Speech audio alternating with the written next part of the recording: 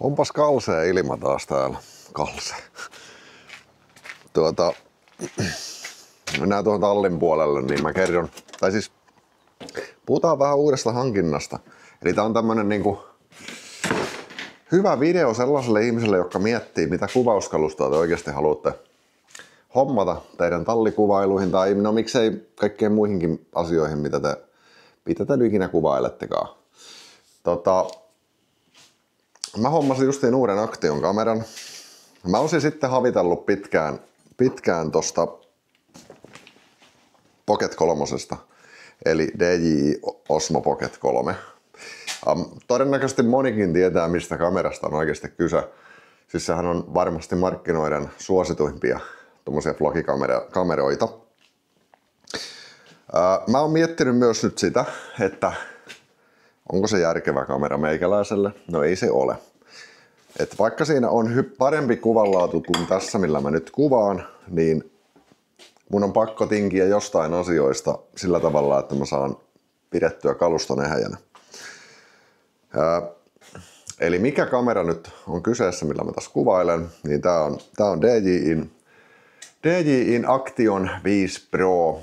Monille tämäkin varmasti on tuttu. Osa tykkää kuvailla GoProlla, osa Osmo Pocketilla, 3, 2, millä nyt ikinä. Mutta nyt kun mä oon käyttänyt tätä kameraa tässä, niin mä oon alkanut ymmärtää sen tosiasian, että miksi ihmeessä mä en ole ennemmin siirtynyt DJIin tuoteperheisiin. Eli niin kuin tässä ei ole mitään sellaista niin kuin näihin muihin kamerasysteemeihin, mitä mullakin on, millä mä oon kuvaillut, niin ei mitään samaa. Tää on aivan super helppokäyttöinen kamera. Ja mä ajattelin, että mä tällä videolla tuon vähän esille asioita, jos te tosiaan harkitte tätä kameran ostamista itselle näihin tallitouhuihin. Niin mä kerron teille muutamia semmosia eroavaisuuksia esimerkiksi tuohon GoProhon. Tokikin, kun on kyse GoPro 8 Blackista, niin tämähän ei ole niin kuin tietenkään vertailukelpoinen 100% mihinkään tällaiseen uuteen Action 5 Pro kameraan, ei missään tapauksessa. Eli siis vertailukohteenahan pitäisi olla varmaan nykypäivän GoPro 13.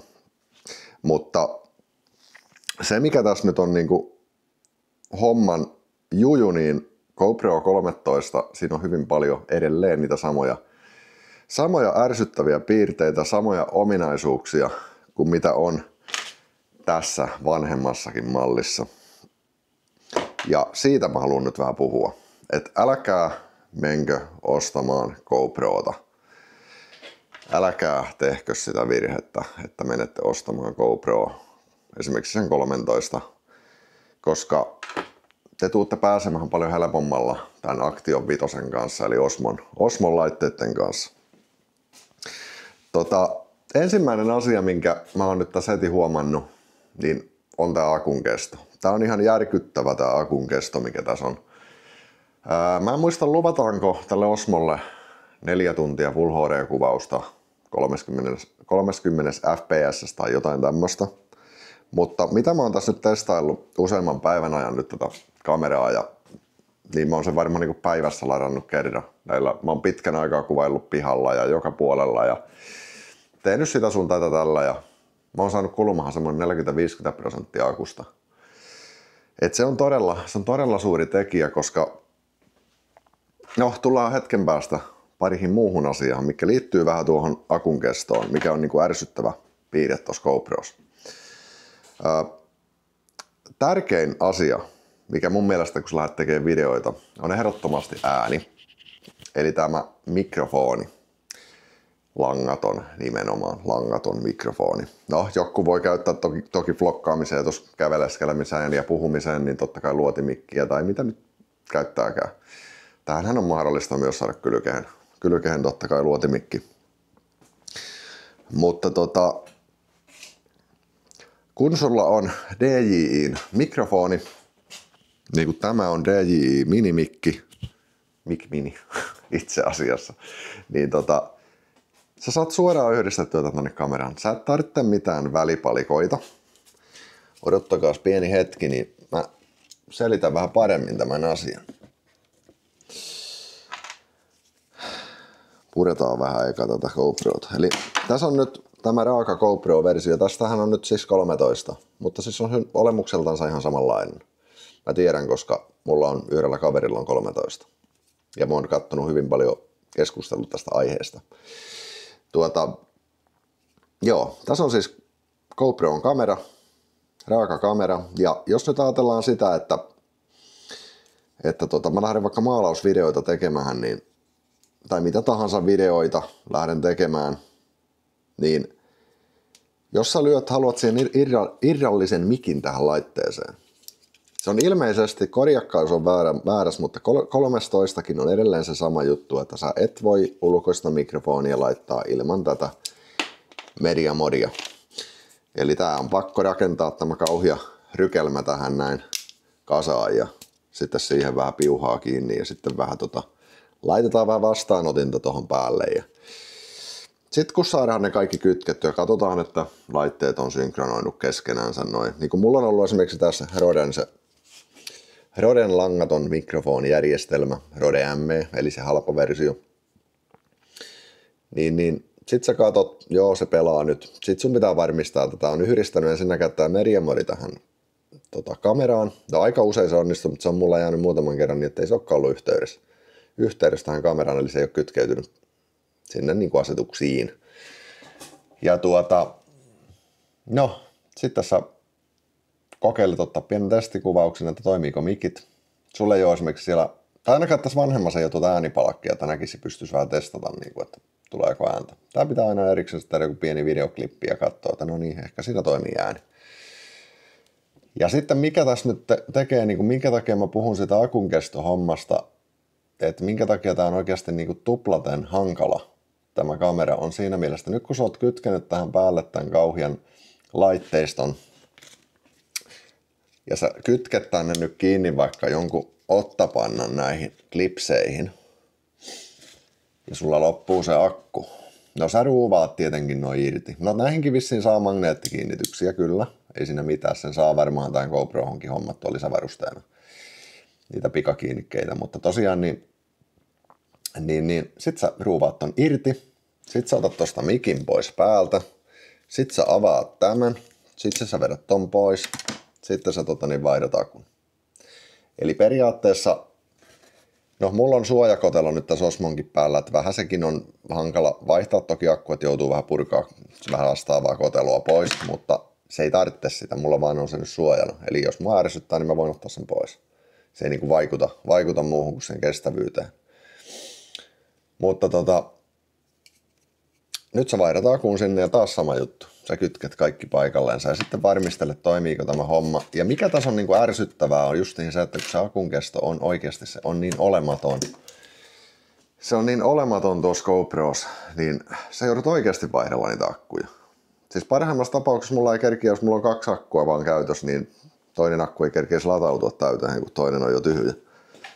Että toi akun kulutus, ja ajatellen se vielä, että se on tuossa kotelos, se tekee sitä ekstra niin kuin typerää ja vaikeaa tuossa touhusta. Mutta toki, jos sä nyt GoProon haluat hommata, niin hommaa sitten ne tämmöiset vastaavat magneettikiinnikkeet, mitä on tässä Osmossakin. Eli se on vaan magneetilla ja sitten tuollaiset klipsit päässä. Se on siinä. Se on vähän nopeampi. Ei tarvitse ruuvailla. Ja eli ne on niinku ne päällimmäiset asiat, mitkä on niinku, mikä tuossa GoProssa ärsyttää, että miten voi olla, että me eletään 2025 vuotta ja GoPro ei saa tätä hommaa niinku hallintaan. Mutta korjatkaa toki, jos on väärässä, että saako jo 13 oikeasti kytkettyä mikrofonin niinku langattomasti suoraan itse kameraan, mutta epäilen. Ja näin olisin kuullut joskus, että edelleen se on mahdotonta. Tää on tosiaan 55 € mä maksuin tästä Roden kun DJIin mikistä. Tää on Mic Mini, tosi pieni kokonen. Ihan jees. Tästä on se pareekin mikkiversio toki, Mic 2, mikä on sitten isompi systeemi, mutta tää menee ihan hyvin mulla, tämä mikrofoni. Eli tää on niinku tosi nopea ottaa käyttöön. Helppokäyttöinen. Käyttöliittymältä nopeampi kuin GoPro. Kännykkäsovellus tällä DJI-laitteelle on paljon parempi.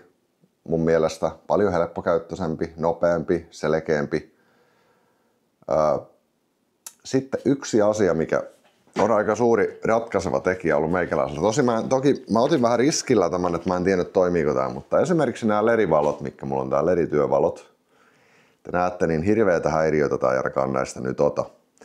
Eli tää oli vähän itsellä pelko, että kuinka se reagoi näihin LED-valoihin, koska iPhone väläkkyy, ottaa häiriötä niistä.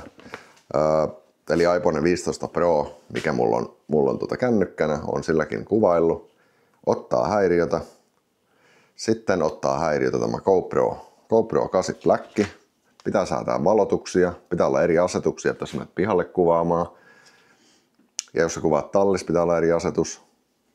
Ei tähän tarvitse mitään sellaisia tehdä. Tää toimii niin kuin unelma, tämä kamera oikeasti. Sitten yksi vielä tosi tärkeä asia.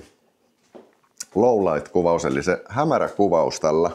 Tässä on yllättävän suuri kenno, tai sensori, miksi sitä nyt sanotaankaan. Niin jos mennään nyt vähän lyödään hämäräksi tää tila. Eli kokeilkaapa itse GoProlla kuvata hämärässä tilassa. Tää on niin kuin, täällä on silleen sellaista niin kuin aika semihämärää. Ja nyt täällä on tosi hämärää täällä pressun toisella puolella. Ja sitten jos vielä kuvataan tätä meikäläisen toimistotilaa, mikä mulla nyt on kesken täällä, tää on niinku ihan pilkkopimeä. Niin ei täällä niinku GoProlla ei näkyisi mitään. Se olisi musta säkki päällä tässä kuvatessa. Eli älkää sortuko, jos te oikeasti mietitte, että kumpiko vaihtoehto on parempi, GoPro vai tämä Osmo, niin Osmo Actioni, niin ehdottomasti tämä Actioni. Mä oon nyt niin monia juttuja kokeiluja, kameroita kokeillut ja menettänyt hermoni niin moniin asioihin, että suosittelen tätä lämpimästi. Mutta tää nyt oli tällainen, sanotaanko, video, että jos te harkitte oikeasti kameran ostoa tallikuvaukseen tai vaikka vloggaamiseenkin, tää on ihan hyvä siihenkin.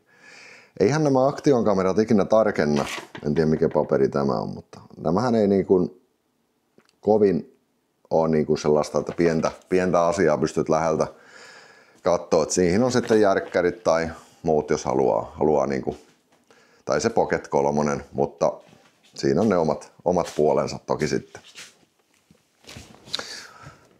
Joo, tää on eka video, kokeillaan lykätä tää pihalle, katsotaan minkälaista kamaa tällä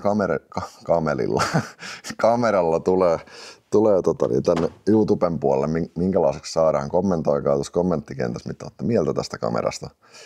Ja onko teillä itsellä tämä käytös? Vai onko teillä GoPro ja oletteko te siihen tyytyväisiä? Kommentoikaa alhaan. Me itse lähtee vähän nyt siivoamaan tallia, tai mä käyn eka tämän editoimasta videosta, mä rupean siivoamaan vähän tallia. Otan tältä vähän pressuja pois lattilta ja tämmösiä. Ja yritän saada tämän nyt hinkkaväreihin tämän takakulmat tästä Matti 47. Siellä on yksi pieni hitsattava kohta vielä, kun kaikki pitää jäädä aina niin kuin puolitiehen. Ihan perussettiin.